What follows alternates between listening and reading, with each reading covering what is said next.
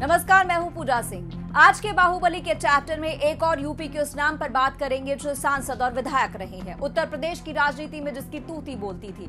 लेकिन सबसे पहले भारतीय कानून व्यवस्था में अपराधियों की रैंकिंग की बात कर लेते हैं। आपने पुलिस रैंकिंग की बात सुनी होगी, लेकिन अपराधियों की भी रैंकिंग होती है। अपराधियों को दो कैटेगरीज में बांटा गया है। पहला, जो छोटे मोटे अपराधी होते हैं, इन्हें ए श्रेणी में रखा गया है। कहा जाता है कि इनके सुधरने के कुछ चांसेस होते हैं। इनकी हिस्ट्री शीट आमतौर पर पुलिस कप्तान खोलते हैं और बंद भी करते हैं। एक बी कैटेगरी होती है जिसमें जघन्य अपराध करने वाले बदमाशों को रखा जाता है। इस कैटेगरी में बदमाशों के बारे में ये कहा जाता है कि इनके सुधरने के चांस नहीं के बराबर होते हैं। इनकी हिस्ट्री शीट आईजी या एडीजी रैंक के पुलिस अधिकारी खोलते हैं। वहीं इनकी हिस्ट्री शीट कभी बंद नहीं होती है। जब इस श्रेणी के अपराधी की मौत होती है तभी फाइल बंद होती है। आज के इस वीडियो में हम जिसकी बात करने जा रहे हैं वो बी श्रेणी के अपराधियों में आता है। नाम 69वें नंबर पर है। उनका नाम गाजियाबाद के कबीरनगर थाने के जघन्य अपराधियों में शामिल है। हम बात कर रहे हैं दूधिया से मंत्री बने धर्मपाल यादव, जिन्हें आप डीपी यादव के नाम से भी जानते हैं। डीपी यादव उत्तर प्रदेश के सरफाबाद गांव के एक किसान परिवार से आते हैं। पिता तेजपाल जगदीश नगर में एक डेयरी चलाते थे। डीपी यादव का जन्म 25 जुलाई 1948 को हुआ था। बनारस यूनिवर्सिटी से पढ़ाई करने के बाद दूध के कारोबार से लेकर चीनी मिल, पेपर मिल, शराब और उससे जुड़े बाकी कारोबारों में डीपी यादव ने अपनी किस्मत आजमाई। फिर उमलेश यादव से 1968 में शादी हुई, जो खुद बिसौली से विधायक रही हैं। दो बेटे हैं, जिनमें से एक का नाम है विकास यादव, जो बहुचर्चित जैसिका लाल हत्याकांड और नीतीश कटारा हत्या मामले में सजा याफ्ता है। एक और बेटा है जिसका नाम कुणाल यादव है, वो कारोबार संभालता है। दो बेटियां हैं, जिनमें से एक का नाम भारती यादव है। 1970 के दशक में दादरी के विधायक महेंद्र सिंह भाटी ने डीपी यादव को राजनीति के गुर सिखाए और अवैध देसी शराब के कारोबार में भी उतार दिया। भाटी ने ही डीपी यादव को नोएडा के बिसरक गाँव का ब्लॉक प्रमुख बनाया। बिसरक उस वक्त नोएडा नहीं बल्कि गाजियाबाद में आता था। डीपी यादव के खिलाफ पहला आपराधिक मामला 1979 में गाजियाबाद के कबीरनगर पुलिस स्टेशन में दर्ज किया गया। डीपी यादव के एक ठेके की जहरीली शराब पीने से करीब 350 लोगों की जान चली गई। इसके बाद 1990 की जब शुरुआत हुई तो अपराधों की आंच से बचने के लिए डीपी यादव ने राजनीति में एंट्री ली। उसने सपा प्रमुख मुलायम सिंह यादव से दोस्ती बढ़ाई, सपा का दामन थामा। ये वो वक्त था जब मुलायम सिंह यादव ने जनता दल से अलग होकर अपनी पार्टी बनाई थी।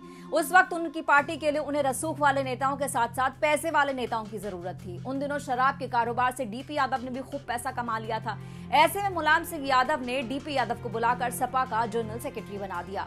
सपा की साइकिल पर सवार होकर डीपी यादव ने 1989 में विधानसभा का चुनाव जीता और मुलायम की कैबिनेट में जगह बनाई। वहीं अपराध की दुनिया में डीपी यादव का नाम सुर्खियों में था। 2 दर्जन से ज्यादा आपराधिक मामलों के बाद राष्ट्रीय सुरक्षा के लिए घातक सिद्ध होने पर 1991 में डीपी यादव पर एनएसए के तहत भी कार्रवाई हुई। 1992 में महेंद्र सिंह भाटी और उसके सहयोगी उदय प्रकाश आर्य की गोली मारकर हत्या कर दी गई। आरोप डीपी यादव पर लगा। इसके बावजूद मुलायम सिंह यादव ने फिर से 1993 के चुनाव में बुलंदशहर से टिकट देकर उनको विधायक बना दिया। इस बीच डीपी यादव पर हत्या के 9 आरोप लगे। अपहरण, फिरौती, डकैती जैसी कई मामले भी दर्ज हो गए।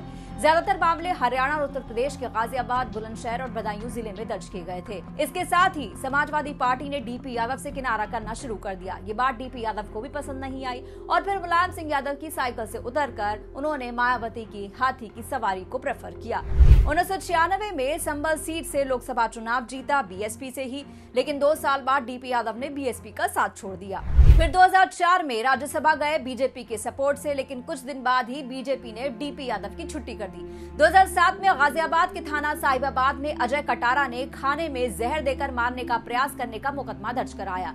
अजय नीतीश कटारा हत्याकांड के मुख्य गवाह थे। 2023 में हालांकि इस मामले में डीपी यादव को बरी कर दिया गया। 2007 में राष्ट्रीय परिवर्तन दल के नाम से ही उन्होंने अपनी पार्टी बना ली और डीपी यादव और उनकी पत्नी ने विधायक का चुनाव जीता। इस बीच उन्होंने अपनी आपराधिक छवि को सुधारने की बहुत कोशिश की, लेकिन तब तक तो हिस्ट्री शीटर हो चुके थे। कर्मा कभी इतनी जल्दी पीछा नहीं छोड़ता। 2009 में मायावती की बहुजन समाज पार्टी में शामिल हो गए और लोकसभा चुनाव लड़ा, लेकिन हार का मुंह देखना पड़ा। इसके बाद 2012 में यूपी विधानसभा चुनाव से ठीक पहले बीएसपी भी डीपी यादव ने छोड़ दी। सपा में शामिल होना चाहते थे, लेकिन आपराधिक रिकॉर्ड के चलते वहां भी जगह नहीं मिली।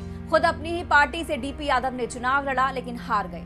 2014 के चुनाव में भी डीपी यादव ने संभल से किस्मत आजमाई, लेकिन फिर हार का मुंह देखना पड़ा। हालांकि डीपी यादव तब ज्यादा सुर्खियों में आए जब उसने 2014 में अमित शाह के साथ मंच शेयर किया, जिस पर काफी हंगामा हुआ। इसके बाद बीजेपी ने डीपी यादव से कन्नी काट ली।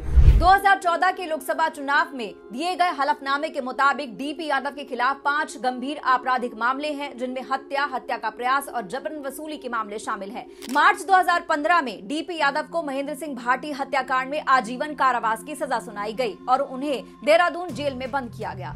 10 नवंबर 2021 को उत्तराखंड उच्च न्यायालय ने दादरी के पूर्व विधायक महेंद्र भाटी की हत्या के मामले में सबूतों के अभाव में डीपी यादव को बरी कर दिया। इसके बाद डीपी यादव ने बहुत कोशिश की कि हिस्ट्री शीट से उसका नाम हटाया जा सके। 2021 में भी मुरादाबाद के कारोबारी अनिल तोमर ने डीपी यादव और उसके 5 साथियों पर उनका अपहरण करने और 10 करोड़ की फिरौती मांगने का आरोप लगाया था। 2022 के विधानसभा चुनाव में डीपी यादव के बेटे कुणाल यादव ने भी चुनाव लड़ा था, लेकिन हार गए। दूसरा बेटा विकास यादव, जिसके नाम से हर कोई वाकिफ है। 2002 में डीपी यादव के परिवार का नाम एक ऐसे केस में सामने आया जिसने डीपी यादव की जिंदगी ही बदल कर रख दी। विकास यादव और उसके कजन विशाल यादव ने नीतीश कटारा को अपनी बहन भारती यादव से प्यार करने की सजा देते हुए मौत के घाट उतार दिया। डीपी यादव का बाहुबली रसूख शुरू से ही इस केस पर अपनी परछाई डाल रहा था।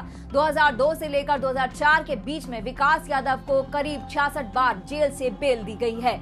हालांकि कोर्ट में भारती यादव ने कहा कि वो और नीतीश सिर्फ अच्छे दोस्त थे, उनके बीच में प्यार वाला रिश्ता नहीं था। इसके जवाब में पुलिस ने कोर्ट में भारती यादव और नीतीश कटारा के बीच में आपस में दिए गए कार्ड्स और लेटर को भी पेश किया, जिससे जाहिर हो गया कि दोनों के बीच में करीबी दोस्ती का रिश्ता था। 2008 में दिल्ली की फास्ट ट्रैक कोर्ट ने दोनों को आजीवन कारावास की सजा सुनाई। 2014 में हाई कोर्ट ने विकास और विशाल की सजा को बरकरार रखा। आखिरी सुनवाई सुप्रीम कोर्ट में हुई। नीलम कटारा इस केस में फांसी की सजा की मांग कर रही थी, लेकिन सुप्रीम कोर्ट ने दोनों की सजा को 25 साल कर दिया। नीतीश कटारा हत्याकांड और भाटी हत्याकांड के बाद डीपी यादव की राजनीतिक साख कम होती चली गई। अब भी डीपी यादव सारी पार्टियों से किनारा करने के बाद उत्तर प्रदेश में तीसरे मोर्चे के गठन की कवायद में लगे हुए थे, लेकिन कुछ ज्यादा हुआ नहीं। और तो और कवि और शायर जरूर बन गए। इस बाहुबली के चैप्टर पर आपका क्या कुछ कहना है, कमेंट बॉक्स में जरूर बताइएगा। नमस्कार।